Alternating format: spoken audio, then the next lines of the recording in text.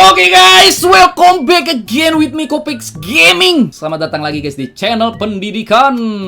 Kali ini kita akan ngebahas tentang yang lagi viral nih guys, peringatan darurat. Ya gue jadi FOMO gini ya. Gue pengen nyoba konten-konten random sih sebenarnya. Iya nggak apa-apa lah ya jadi FOMO. Mudah-mudahan nggak ada salah-salah kata. Oke, jadi buat kalian yang baru join, yang baru nonton channel ini, jangan lupa kalian like, comment, share, dan subscribe karena itu gratis ya guys ya. Biar kalian juga join jadi sahabat Kopix Gaming gitu kan. Jadi jangan lupa yang belum subscribe, yang pada belum ngelakuin itu, yang belum ngelakuin like, comment, share, dan subscribe, silahkan lakuin dulu guys, karena itu gratis ya guys ya. Sebenarnya gue males bahas politik karena bukan bidang gue gitu kan. Jadi gue takut banyak salah ngomong. Kalau gue ngomongin politik juga nggak nguntungin gitu, nggak nguntungin gue gitu guys. Karena siapapun yang menang nggak ada yang ngasih gue makan juga gitu kan. Gue tetap nyari duit sendiri gitu guys. Jadi sebenarnya males gue bahas-bahas politik di channel ini ya. Terus juga membahayakan gue gitu kan. Mungkin next time gue bisa hilang gitu kan, bisa disiram air keras kalau gue salah ngomong.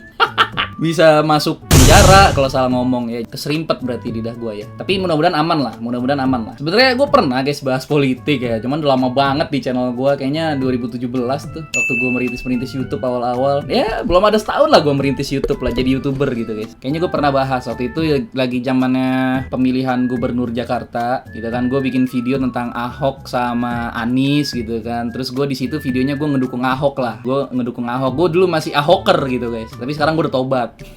Bukan anti Ahok juga sekarang, tapi intinya gue udah tobat lah. Dulu ilmu agama gue masih pelangap longo, sekarang masih pelangap longo juga sih, cuman udah tercerahkan dikit lah. Oh ternyata emang, ini alasannya kenapa Islam melarang pemimpin dari non muslim gitu. Itu berbeda lah zaman dulu sama zaman sekarang ya. Jadi bukan gue pendukung Anies juga, enggak kan, gue bilang gue nggak dukung siapapun di politik karena nggak ada yang nguntungin, nggak ada yang ngasih gue makan. Siapapun pemimpinnya tetap gue nyari duit sendiri, gue kerja sendiri gitu guys. Terus masalah Ahok juga, ya menurut gue ya Ahok bagus guys, menurut gue Ahok bagus waktu itu ya, karena Ahok non muslim ya, jadi emang bagusnya Ahok itu di Indonesia Timur lah mimpinnya lah, yang kebanyakan mayoritasnya juga non muslim, jadi pas lah gitu guys. Karena menurut gue kalau di Jakarta ini kan kebanyakan mayoritasnya kan muslim warganya gitu, jadi kayak aneh aja gitu kalau dipimpin sama non muslim. Sama analoginya kayak di Jepang misalnya kan, mayoritas penduduknya agamanya apa, Shinto apa dibilang itu, penyembah matahari ya, gue nggak tahu lah agamanya di Jepang. Tiba-tiba muncul pemimpin muslim gitu kan yang jadi gubernur di sana atau jadi presiden, kan pasti warganya bingung dan teraneh-aneh dan terheran-heran, ini apa, ini kalangan siapa ini gitu. Jadi lebih ke arah situ sih ya. Terus juga ya pasti ada ayatnya di Al-Quran gitu kan. Terus ada kebijakan Pak Ahok juga yang kurang dengan kaum muslimin gitu kan. Ada beberapa kalian bisa cari sendiri lah. Jadi tapi sebenarnya Ahok bagus gitu kalau dia mimpin di timur atau dia masuk Islam di mualaf. Wah, aneh dukung 100% gitu ya. Jadi kayak gitu sih guys. Jadi bukan berarti anti Ahok lah gue. Ya waktu itu gue pertama tuh, itu video satu-satunya kayaknya gue bahas politik di channel ini. Baru saat ini lagi gue bahas gitu kan. Karena gue malesnya itu, ngomonglah yang baik-baik saja gitu. Kalau misalnya nggak tahu, mending diem. Bahaya nih, mulut bisa jadi harimau nih. Kalau kita nggak tahu, mending diem daripada bacot. Cuman maksudnya di YouTube ini kita harus bacot. Apalagi kita harus bacot yang FOMO-FOMO.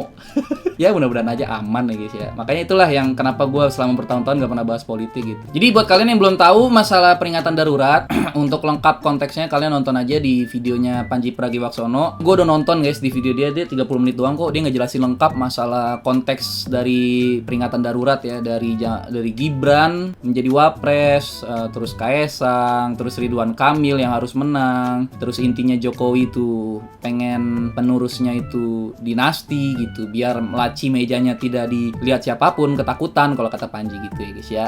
Pendapat lu gimana bang masalah Gibran jadi wapres padahal belum cukup umur? Yang dari awal yang bikin aturan itu siapa itu? Yang minimal 40 tahun tuh siapa itu yang bikin aturan-aturannya gitu? Tahu gua mimpin itu nggak dipatokin umur guys. Ini yang gua tahu ini ya dari kajian. Muhammad Al-Fatih itu pemimpinnya Utsmani waktu itu berumur 21 tahun apa 23 gua lupa. Dia menaklukkan Konstantinopel gitu. Jadi dengan umur yang semuda itu dia bisa jadi pemimpin gitu. Jadi menurut gua umur nggak jadi patokan kayak harus 40 tahun lah harus ini gitu guys. Kalau menurut gua nih ya, tapi kalau berbeda ya nggak apa-apa. Ini kan negara demokrasi gitu ya guys ya. Berbeda pendapat nggak masalah. Gibran jadi wapres ya nggak masalah sih menurut gua gitu. Selama dia layak, selama dia bagus, nggak apa-apa. Tapi ini BTW gue bukan buzzer ya guys ya. Gue kagak ada bayaran sama sekali gitu kan. Pengen banget gue sebenarnya dibayar. Enggak guys. Bohong. Enggak. Gue enggak dibayar guys. Gue enggak dibayar. Jadi gue enggak dukung siapapun di Pilpres kemarin. Gue juga netral. Siapapun yang menang gue dukung gitu kan. Tapi ini pola pikir gue ya apa yang gue pelajarin selama inilah intinya. Jadi ini bukan untuk influence kalian atau memaksa kalian harus sama kayak gue pendapatnya, enggak. Kalian nontonlah banyak video yang beredar di internet ya kan, yang beredar di YouTube, nanti kalian konklusi sendiri mana pendapat yang paling benar. Nah, kalian ikutin lah itu gitu. Jadi belum tentu pendapat gue benar di kalian gitu kan ya. Kita boleh setuju untuk tidak setuju. Santai aja, relax gitu ya. Jadi Ridwan Kamil dari gengnya Jokowi ini biar Anies gak dapat panggung. Karena takut kalau Anies dapat panggung, Anies jadi gubernur lagi, nanti Anies bisa jadi presiden, bisa ngalahin Gibran 5 tahun ke depan. Dan itu yang ditakutin sama Jokowi gitu guys. Kalau itu sih aneh juga sih ya kalau ketakutan. Harusnya ngapain takut ya? Kalau emang bener ketakutan gitu aneh sih ya. Gue nggak tahu juga ada aturannya politik gimana sih. Sebenarnya Anies boleh nggak sih dia jadi gubernur lagi? Tapi menurut gue gue bukan mendukung Anies nih. Menurut gue Anies itu bagus waktu di Jakarta karena ada hasil kerjanya guys, Jaklingko. Walaupun gue bukan pendukung Anies nih ya. Jadi Anies bagus, ada hasil kerjanya Jaklingko, makanya pas dia naik presiden gue yakin lah ini kalau menang juga oke lah menurut gue Anies. Terus kalau dari 02 Gibran katanya juga bagus di Solo, hasil kerjanya ada gitu kan. Terus dari 03 dari sininya ya wakilnya gue lupa tuh siapa tuh wakilnya. Jadi bagus semua sih menurut gue ya. Jadi gue bilang gue tuh nggak ngedukung siapa-siapa. Kalau bagus ya gue bilang bagus, kalau jelek ya gue bilang jelek. Pak Jokowi kocak sih kalau emang ketakutan si Ridwan Kamil kalau si Anies menang jadi gubernur terus kalah 5 tahun kemudian, kok terlalu ngotak-ngatik sih. Itulah yang terjadi di negara kita saat ini. Bang, gimana pendapat lu bang tentang demo kemarin? Karena gue dengerin kajian juga ya kan, kajian Ustadz Khalid juga bilang dia bilang tidak boleh demo gitu. Lebih banyak mudorotnya lah kalau demo gitu guys. Terus juga belum tentu nyampe ke kupingnya para pejabat-pejabat itu. Jadi sesuai hadis Rasulullah, nanti ada pemimpin setelah kalian yang kalian gak suka atas keputusan-keputusannya. Terus sahabat pada bertanya, terus gimana Rasulullah, kita demo aja kah? Kata Rasulullah, jangan, kalian gak boleh demo. Kalian harus patuhi pemimpin yang sah di wilayah kalian, walaupun pundak kalian dipukul, kecuali kalian dilarang sholat gitu. Kecuali yang udah yang berbau agama nih, baru kita gaskan ya. Kita bakar-bakar ban. Gak tahu ya cara demo yang benar dan baik gimana. Pokoknya kalau udah menyangkut-nyangkut ngelarang sholat, baru kita gaskan gitu guys. Di hadis Rasulullah seperti itu. Tapi gue nggak nyalain orang yang lagi pada demo juga sih guys. Kemarin yang pada demo gue nggak nyalahin mereka, karena ini kan pilihan pribadi gue gitu kan. Yang mau demo silakan, yang nggak mau demo juga silakan gitu. Itu hak pribadi orang-orang gitu. Orang punya caranya masing-masing untuk berkontribusi di negara ini gitu guys ya. Kalau nggak ada demo juga nggak bakal ada yang namanya reformasi 98 gitu kan kita waktu itu. Itu terus nggak bakal ada perlawanan kepada Belanda mungkin, karena waktu itu Belanda lagi memimpin, lagi menjajah kita gitu kan. Tapi mungkin kayaknya itu konteksnya lain deh. Kalau Belanda kan penjajahan jelas ya. Kalau ini kan emang udah orang kita yang mimpin gitu. Tapi ya itulah intinya, gue nggak ngelarang orang demo dan gue juga nggak menyalahkan. Kan ini pilihan gue pribadi. Tapi gimana guys ya? Waktu 98 juga kan yang demo itu kan mahasiswa, umur-umur ya 20, 21, 22. Tapi sekarang fast forward 20 tahun kemudian, mereka nih ada beberapa yang jadi pemimpin. Dan kita lihat aja kerjanya gimana, sama aja ya guys ya. Rata-rata ya sama aja ya, pemimpin ya begitu-gitu aja. Emang apa sih gitu kan ya. Jadi intinya point of view mahasiswa emang lagi ganas-ganasnya gitu guys. Tapi giliran masuk ke pemerintahan seperti masuk lingkaran setan gitu. Banyak setan-setannya gitu guys. Jadi ngaco juga ketika udah jadi pemimpin, banyak godaannya.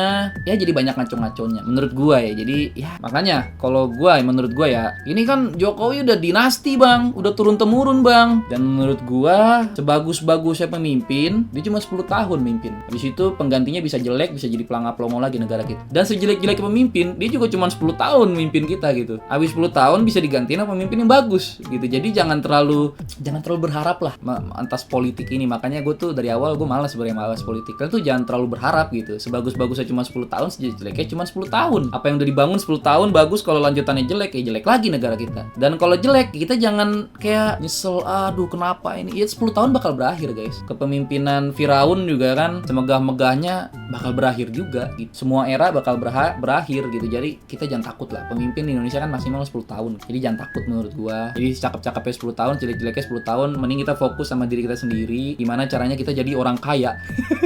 Ya gitu guys, yang penting ya. Nah, makanya ini dia kenapa gue males bahas politik itu, karena di politik tuh banyak yang ngaco guys. Contohnya di Indonesia nih kan, korupsi aja, hukuman koruptor itu nggak ada hukuman mati sampai sekarang. Sampai kapanpun kalau koruptor nggak dihukum mati, ya nggak bakal turun lah angka korupsi di Indonesia gitu, karena nggak ada yang jerak gitu. Di korupsi paling dihukum berapa tahun doang, tapi kan gue dapat berapa gue dapat berapa triliun gitu. Dan mungkin ada beberapa dari kalian yang nggak setuju hukuman mati koruptor, ya kalian punya dalil kalian sendiri, kalian punya argumen kalian sendiri, tapi menurut gue hukuman yang berat itu bikin jadi jerak pelaku-pelakunya atau warga-warganya. Contoh deh, kalau nggak salah di Singapura ya, makan permen karet atau ngerokok itu juga dilarang. Hukumannya tuh berat tuh, dan ya pada patuh warganya karena hukumannya berat plus dijalankan hukuman itu, nggak cuman gray area doang gitu, nggak cuman aduh loh hukuman kayak gini tapi nggak ada yang menghukum. Contohnya juga kayak kriminal di negara-negara di Timur Tengah, contohnya kayak Saudi Arabia, Qatar, Uni Emirat Arab. Di situ kan kriminal bener-bener kecil banget ya kan, polisinya pada pelanga-pelongo, pada gabut, makan gaji buta. Karena pencuri ya dipotong tangan, nyawa dibayar nyawa gitu. Jadi adil lah hukumnya. Gitu. Emang kelihatannya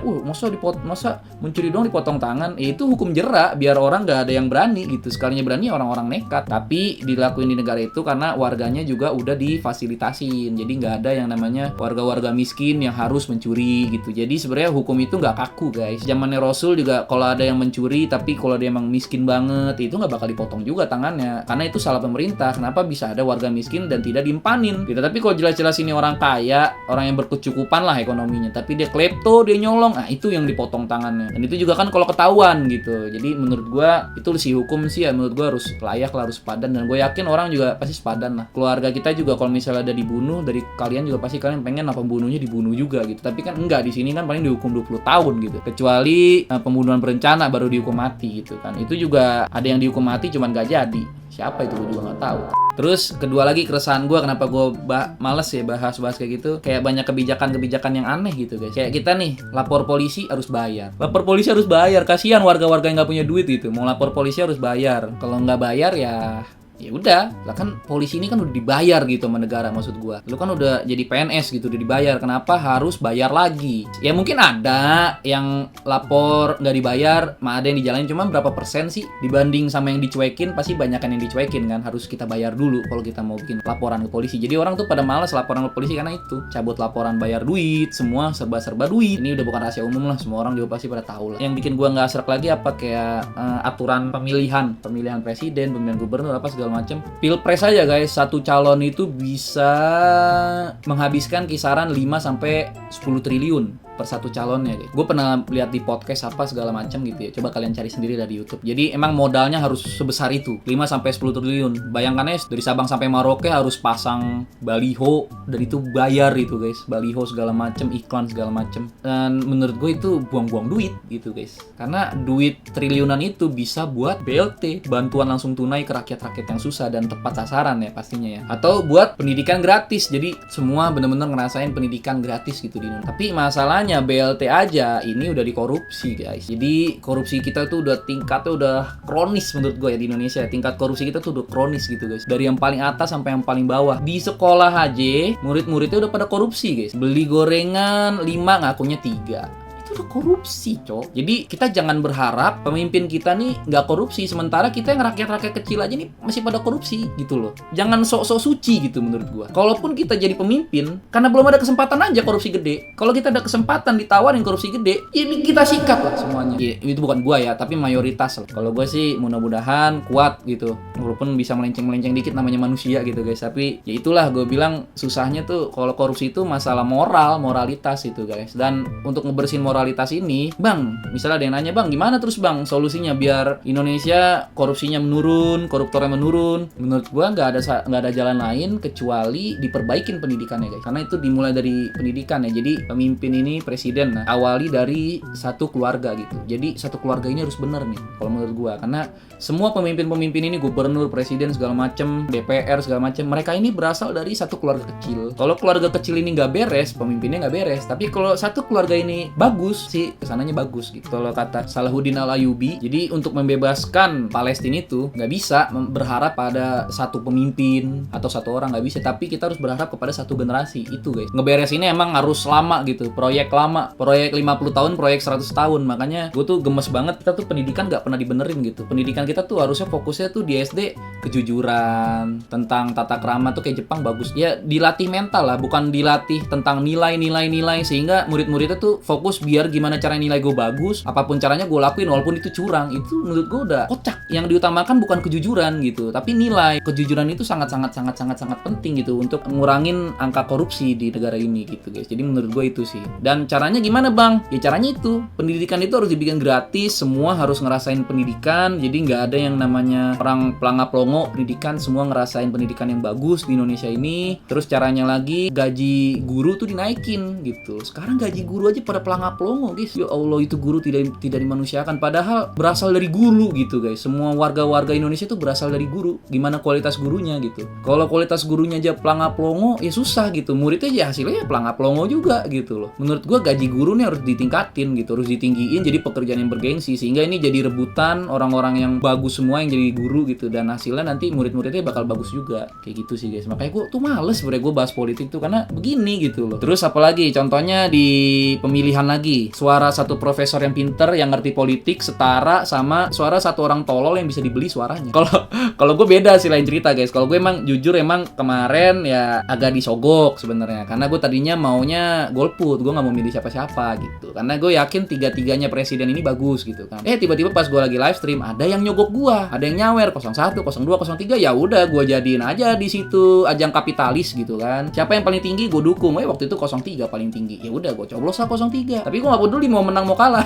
Bayaran gue tinggi banget untuk menyoblos itu, dan gue kan cara pemikiran gue nggak ngedukung siapapun lah, istilahnya siapapun yang menang yang gue dukung gitu. Maksudnya bagus siapapun yang menang. Ada satu podcast gue pernah lihat, jadi kita lihat aja naga ini dukung siapa, dukung kebanyakan naga ini dukung 0 berapa, nah itulah yang menang. Gue lebih setuju ke sistem khilafah ya, apa khalifah dibilangnya, zaman Rasulullah. Jadi tuh yang milih itu yang nggak banyak orang, yang milih itu orang-orang yang bener-bener paham gitu, dan itu bener-bener efektif gitu. Kayak zaman Rasulullah ke Abu Bakar, gue juga kurang detail, gue nggak tahu ngerti apa Rasulullah langsung nunjuk apa melalui pemilihan orang-orang para sahabat ini. Setahu gue sih langsung nunjuk Rasulullah. Nah Umar nih ngelakuin demokrasi, tapi demokrasinya tuh kecil-kecilan, nggak nganuin warga gitu. Jadi dipanggil sahabat-sahabat yang dijamin masuk surga yang sisanya masih hidup, 6 orang kalau nggak salah. Abdurrahman bin Auf disuruh jadi pemimpinnya, lu jadi pemimpin rapat. Kalau lu keluar dari rapat ini nggak nemu pemimpin buat setelah gua, lu gue penggal semua kepalanya. Karena Umar waktu itu udah ketusuk kan, lagi sholat subuh udah ketusuk. Masuklah mereka berenam gitu. Terus si Abdurrahman langsung mundurin diri. Saya ketua, saya ngundurin diri. Saya nggak mau jadi pemimpin setelah Umar gitu. Dan setelahnya 5 lihat tuh, mereka juga pada nolak semua gitu. Akhirnya nggak bisa kayak gini, kita harus tentuin keputusan. Akhirnya dari hadis Nabi lah. Ternyata Utsman bin Affan itu unggul 2 hadis dari Rasulullah gitu. Karena dia unggul 2 hadis dari Ali, akhirnya Utsman lah yang terpilih jadi pemimpin. Jadi menurut gue itu cara yang efektif, tidak menghabiskan dana gitu guys. Bang, lu jadi anti demokrasi? Enggak, gue nggak anti demokrasi guys. Ya emang sistem negara kita udah seperti ini, ya kita harus bersyukur lah. Nanti di ending gue akan kasih tahu lah kenapa kita harus bersyukur di Indonesia gitu, dengan berbagai macam plus minusnya gitu guys. Jadi menurut gue idealnya sih seperti itu sih menurut gue pemilihannya. Jadi duitnya bisa dipakai buat hal-hal yang lebih berguna. Yang gue males lagi, politik di Indonesia itu ambisius, ngerti nggak sih guys? Calonnya ini pada ambis semua, pengen jadi pemimpin, pilihlah saya, nanti kalau kalian milih saya turunin, saya kasih BLT. Itu gue nggak banget ya kayak gitu, karena ambis banget gitu guys. Kalau nggak salah hadis Rasulullah apa gitu, jangan milih pemimpin yang ambisius, karena dibalik ambisiusnya itu ada maksud lain gitu. Kok lu pengen banget sih jadi pemimpin, padahal pemimpin itu kan tanggung jawabnya besar banget guys. Maka zaman sahabat Nabi ini mereka pada nolak semua. Kayak yang tadi gue bilang, Abdurrahman bin Auf langsung nolak jadi pemimpin. Semua pada nolak. Itu orang-orang yang waras, karena mereka tahu jadi pemimpin ini tanggung jawabnya sangat besar sekali. Kalaupun ada satu orang kelaparan, itu bisa jadi pertanggungjawaban di akhirat loh. Makanya sahabat-sahabat Nabi ini pada takut jadi pemimpin. Makanya gue jadi bingung mau milih siapa ya. Ini kagak ada yang takut jadi pemimpin, semua ambis semua gitu guys. Jadi nggak cocok sama ini gue, sama ya prinsip gue lah, moralitas gue, terus apa yang gue pelajarin, terus yang masuk akal di gue. Hukum di Indonesia tuh hukumnya tajam ke bawah, tumpul ke atas. Orang-orang yang punya duit bisa hukumannya bisa di-cut, atau bahkan bisa lolos dari hukuman. Sementara orang-orang yang bawah nih, orang-orang susah, hukumannya berat-berat. Kayak cuman nyolong buah doang berapa tahun. Itu tuh menurut gue aneh gitu guys, apa absurd gitu. Tapi biar gimana pun, ini pesan ya dari gue untuk ke kalian semuanya. Jadi menurut gue, kita biar gimana pun kita harus bersyukur. Kita tinggal di Indonesia ini aman, sehat sentosa gitu kan, nggak ada ngaco-ngaco. Kita bangun pagi bisa beli nasi uduk, tukang jajan ada di mana-mana, kita bisa mencari pekerjaan walaupun susah. Tinggal kitanya lah jangan milih-milih pekerjaan gitu kan. Menurut gue Indonesia ini masih sangat-sangat kondusif dibilang negara. Jadi kita harus bersyukur sih menurut gue guys. Dengan plus minusnya pemimpin-pemimpin kita ya, kita harus tetap bersyukur karena emang di part Indonesia emang harus seperti ini. Karena kita juga nggak separah Argentina ekonominya. Kalau kalian cari beritanya, Argentina tuh lagi demo di mana-mana guys karena inflasinya gede banget, harga jadi tinggi banget gitu. Jadi menurut gue kita harus bersyukur di Indonesia nggak ada inflasi yang sebesar itu. Indonesia juga nggak separah Venezuela tingkat kriminalitasnya, yang di mana-mana kita jalan bisa ditembak mafia narkoba atau apa ya. Yang salah satu yang bikin gue bersyukur sih Indonesia tuh ilegal senjata tajam senjata api ya. Amerika Latin, Amerika Selatan atau Amerika itu senjata tuh legal semua di sana. Jadi lu bikin sakit hati orang lu bisa ditembak pala lu gitu. Jadi tuh ngeri banget anjir menurut gue. Dan gue sangat bersyukur di Indonesia tuh ilegal gitu bawa senjata-senjata kayak gitu. Terus juga kita nggak merasakan dijajah seperti Palestina. Kita harus bersyukur itu kita masih bebas ngapa-ngapain. Jadi itulah kita kembali harus lihat ke bawah guys. Kita nggak separah negara-negara barat, padahal mereka juga nggak tahu jumlah gendernya ada berapa gitu. Kalau kita kan jelas ada 2, laki perempuan gitu. Kalau mereka bingung jumlah gendernya ada berapa, nambah mulu nih tiap tahun gitu. Mungkin ada 70 gender, ada 100 gender, kan moralitasnya udah ngaco gitu, udah kemana-mana gitu. Kita harus belajar toleransi sih guys. Kita harus belajar agree to disagree. Kalau misalnya lu setuju sama A, ya kalau orang nggak setuju sama lu ya udah. Namanya orang punya pemikiran masing-masing ya hargain aja. Menurut gue itu sih. Jadi kita tuh jadi tetap bisa hidup rukun walaupun kita berbeda-beda gitu guys. Itulah enaknya, bagusnya tuh indahnya di situ gitu. Kita berbeda tapi kita masih tetap satu warga negara Indonesia. Buat apa kita musuhan? Makanya gue suka bingung sama orang tawuran. Mau ngapain tawuran anjir, cuma beda sekolah doang. Gue kadang suka kalau lu mau bacok orang, lu ke Israel, bacok orang Israel yang lagi ngejajah gitu. Aneh gitu. Kenapa sasarannya orang Indonesia doang? Itulah kualitas sumber daya manusia kita serendah itu sekarang guys. Walaupun sekarang alhamdulillah udah menurun sih yang angka-angka tawuran-tawuran gitu. Tapi menurut gue harus ditingkatin lah pendidikan di Indonesia. Jadi SDM kita terus meningkat sehingga pemikirannya semakin bagus, sehingga nanti menghasilkan pemimpin-pemimpin yang bagus. Ini proyek jangka panjang sih menurut gue. Kalau mau memperbaiki Indonesia nggak bisa satu malam, nggak bisa berharap Pak Prabowo nanti jadi presiden, nggak bisa berharap kayak gitu. Kita harus berharap kepada satu generasi. Dimulai dari diri kita sendiri, dimulai dari keluarga kita sendiri. Itu aja lah guys. Kalau menurut gue, kalau kalian cinta Indonesia, kalian mulai dari diri kalian sendiri. Kalau bisa jangan ada korupsi. Kita harus jujur sama orang gitu. Nanti lu kan bakal jadi kepala keluarga nih, nontonin kebanyakan kan bocil-bocil cowok nih. Lu bakal jadi kepala keluarga nanti, lu didik yang bener istri lu didik yang bener anak lu, jadi orang jujur segala macem, jadi orang bijak gitu. Karena orang baik belum tentu bijak, orang bijak udah pasti baik. Itu mahal kali Wak buat saya Wak. Ya pokoknya itulah guys. Thank you buat semuanya yang nonton dari sampai akhir. Thank you udah pada like, comment, share, dan subscribe. Jangan kemana-mana, tongkrong terus channel gue. Next time kita akan bikin video-video menarik lainnya. Sampai jumpa di video selanjutnya. Bye.